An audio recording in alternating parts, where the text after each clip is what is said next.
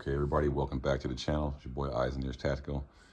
Before I get started, I want to say YouTube, I'm in a safe control environment. All the firearms you can see are unloaded. I do have mags, but only for demonstration, how they fit in the holsters and things of that nature. There's no children. I'm in a controlled environment. No one's around. I did click 18 over for my content. Yeah, man, I'm back, man. I just want to talk about my EDC. Before I get started, if y'all looking for a good little series on Netflix, man, there's this new one called The Madness. It's a little series, man. It's a pretty good one. It's good. Okay. All right, man. So let's get right into it, man. So for the most part, I have several pistols that I can carry, but I only tend to carry a couple of them, and we'll get into, I might expand it a little bit. But so I have my Glock 19. Now this is my original Glock 19 slide, you know, with the sights. As you can see, it's a clear firearm. There's nothing in the chamber, in the barrel, and no magazine. Okay, so this is my Glock 19. Now I only have one lower for the Glock 19, but I have two uppers completely built. This is the one OEM other than the sights, and this is the Strike Industry G slide. So this is the kind of like built out one. So this is the only two that I have, two Glock 19, you know, and you can put that on there, and so you got two options how you can carry it. Now, as far as the carrying it with this, I'm toggling back and forth because you're talking about EDC self-defense, and I just don't see how red dot is going to really be executed in an EDC under, you know, quick stress, you know, someone running up on you and you pull out and then you get on target. I don't see how that is going to be really a benefactor. Now, you know, military law enforcement situation, I can see where a red dot would be crucial to carry because you have the authority to shoot at further distances. But again, when you're shooting as a civilian in an EDC situation, 9 yards and in is about as far as you can go without catching some flack, you know, from the DA and law enforcement. So what I did was took it off, and I was carrying with this the other day, and it just seemed to be more practical and make more sense, you know. And you know, and I actually shoot better with iron sights, and that's what I'm getting at. So I've been carrying this the last couple of days, and it feels a little more simplified. And you know, when I was dry firing, pulling out, I was, you know, getting that front sight on target a lot faster. So that's part of that, and that's why I tend to carry this sometimes too, the Glock 23. And this is just basically straight OEM except for the sights and the tungsten guide rod. So this one is just basically just a standard Glock right here, and I like carrying that. Part of the thing is that I only have two tactical lights for my holsters. So when I want to carry this in my EDC holster, my Tier 1 concealed quick ship, I have to take the light off and switch it back and forth. And I know somebody said, well, just buy two lights. I'm not doing that. I'll take donations on buying buy another light, but I'm not doing that. So I don't have a problem because, like, you can't carry, I don't carry two guns at the same time. So I figure, you know, I might as well just stick with one light, and just when I want to switch out these two carry, because both these pistols fit inside of there, but the retention is based off the light, the TLR 7A. So that's the concept behind these carry firearms is you know, is that they both are the same profile, but just two different caliber, 40 cal, 40 Smith & Wesson, and then you got 9mm. So that's the theory behind that. And like I said, they both fit inside of this holster. Just gotta put that light on there and you're good to go. So I just was curious how you look at it from an EDC standpoint. Do you really see a huge advantage of having this as a carry with an optic on it? You know, and I know if somebody's gonna say, yeah, man, you know, this thing that I carry with optic. I'm not saying that if you carry with an optic, do you think it's gonna give you a real tactical, let's say a better advantage in a self-defense situations in the 9 to 7 yards and in? That's what I'm getting at. Further distances, absolutely, I would. You know, if I had property and stuff, and I had to patrol my property, a ranch or something like that, yeah, I would probably carry with an optic, because then I'll have the ability to shoot further distances on your private property. You know, all that other stuff flies out the window. So I was just curious about that. So that's pretty much how I got it set up. And so from here, for right now, I'm carrying it like this right now. And like I said, I can always just flip flop, take those two out. And you know, there are people that will shoot the 9mm slide off of a 23 frame. But the one thing about doing that is you have to understand something. This is the part that why I don't do that. I tested it and it does work. I'm not saying it doesn't work, but I'm gonna show you why. Something just to be conscious of. I mean, you can do what you want, it's your firearms, but I'm just gonna show you. So in theory, all three of these slides are exactly the same. The only difference is the 23 is a 40 cal and the 9mm, and you can see the barrel circumference is different. Okay, so this is the 40 cal right here, and this is the 19. Okay, but you can see the barrel, that circle is different. So that's why, you know, when you convert, you got to convert from the 23 to 9. You can't convert 9 to 20. You got to convert from 40 cal to 9mm. You can't convert 9mm to 40 cal. So that's one of the differences. That's why if you buy a 23, you have more versatility, because you can buy conversion barrel, 357 SIG and all that inside of that same frame, inside of that same slide.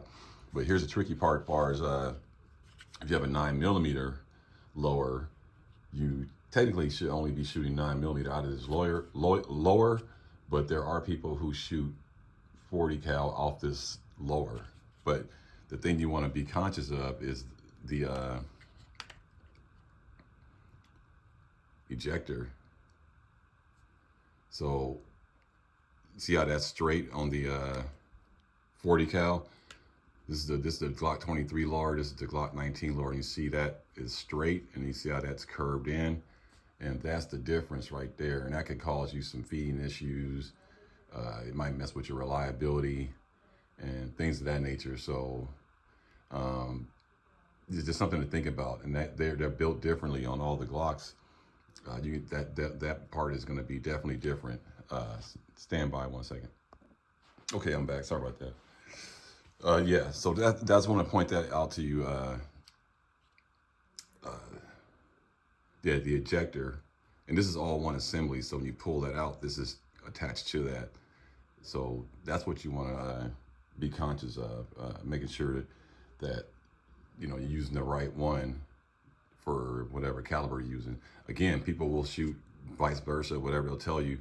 No one's going to shoot a 40 cal out of a 9mm slide, but people will put a 40 cal slide on top of a 9mm and shoot it. So just want to bring that up. It's something that you might want to think about. But so that's why I usually run both separately like this. Now, the next thing I wanted to point out was as far as me EDCing, a lot of it is, you know, clearly it's self-protection, and you're just trying to like make sure you have something on you in case something happens and things of that nature. Just for the record, I want people to understand that this ejector is not the extractor. I think I misquoted that. This is the extractor right here. This is the ejector, and this is a housing. This is all one unit, and this is like a little piece that just pops out. And some people change that out too when they put a conversion barrel in the Glock 23. They'll change that out and put a 9mm extractor in there. So, but it's just something to think about.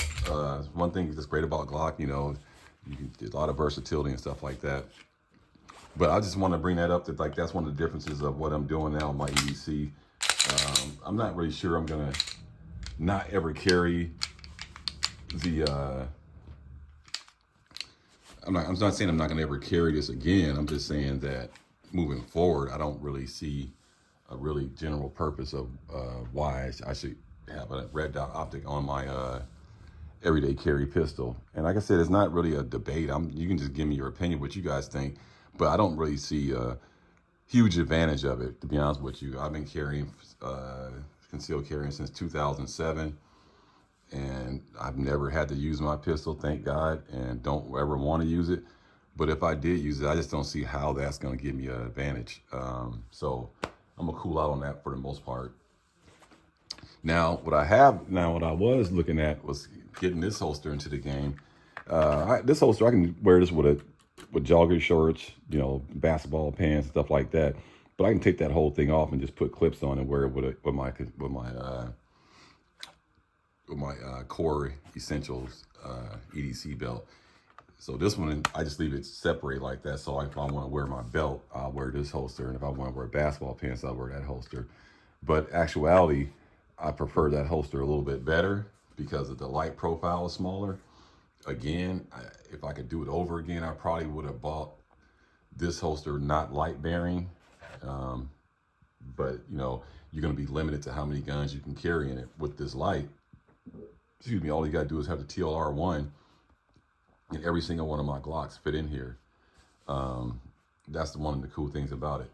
So I was thinking about, man, so the other day I did a video, I said, man, I would never probably carry Glock 21, even though I love it. So I thought about carrying it today just to see.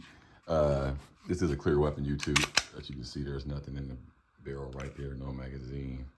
I thought, like, man, I was gonna see how it is just to carry it, just to see, you know, and because it fits right in there. Boom, right there. Now the only catch with this is this mag carrier is only designed for 40 Smith & Wesson and 9mm, so you can't really, this won't fit in there. You see how that doesn't really, it'll go in there, but it'll pop out because of the tension right there. So it won't go all the way down. See how it's widening right there, and it's not designed for that. They do sell a mag carrier for the 45 ACP, but yeah, see, it just won't go down. I had it in backwards, but it won't go down because it's too fat. So it won't carry the 45 ACP, the 10 mil mag, but they have a 45 ACP 10 mil mag carrier that you can attach to that. I'm not gonna do that. So that's one of the reasons why I don't want to carry this holster with the 21, because now you just got that in there and you don't really have no purpose for it because you can't put a mag in there. So I just want to show everybody that this holster does accommodate the Glock 21, no problem at all. But again, it's a pretty big firearm to be carrying around, you know, and like I said, it's just EDC, so maybe not really necessary for the most part. But yeah, I just want to drop in real quick and let y'all see, you know, because some people say, oh, do you have two Glock 19s? I do, but technically one. I have one lower and I have two slides built out. So that's the difference. And then I have a full Glock 23. And, you know, I'm not going to do conversion barrels. I want 357 SIG, but I might just buy the Glock 32. So, because I don't want to deal with the conversion barrel thing. I mean, it's practical, makes sense, but, you know, it is what it is. Everybody has their own decision how they want to do things. But, yeah, man, that's pretty much my setup. I like it kind of like that. And, you know, it's a good setup. And, like I said, both firearms fit inside of each holster. Just got to take the light off, you know. And you're in business. You rocking and rolling. That's how that looks. Okay. So that's how that looks. And pretty nice setup. And like I said, I can put this in here. It's got to take the light off, and then I can carry that too. So let me know what you guys EDC setups and what's the logic behind it and everything like that. For me, these are the only two carry holsters that EDC holsters that I have. And that was intentionally because I didn't want to have a bunch of holsters. I just want to have a couple of holsters that can carry every pistol. Just got to change out the lights. Maybe when I get a little bit more money or something like that, maybe I will buy another TLR 7A and put it on there, and then whenever I want to switch out with this holster, I can just do that. And I already have a TLR1 for this holster. I can put any gun on that. So it's just something I'm thinking about. And maybe I will actually buy another light, but I just don't want to pay that money on it. So, but maybe the prices go down or something like that. Sell a few patches or something like that. It did maybe buy one, bite the bullet on it. But anyway, I didn't want to hold you too long, man. This is my little EDC setup. This is how I get down. Like I said, I will be carrying my standard Glock 19 moving forward. Just don't really see I just don't see how this is going to be an advantage in a EDC self-defense situation. But like I said, long distance, maybe that will kick in. But you got to be careful shooting past 9 yards in self-defense. Hey, man, like, comment, subscribe. Let me know what you guys think. Everybody stay blessed. Peace.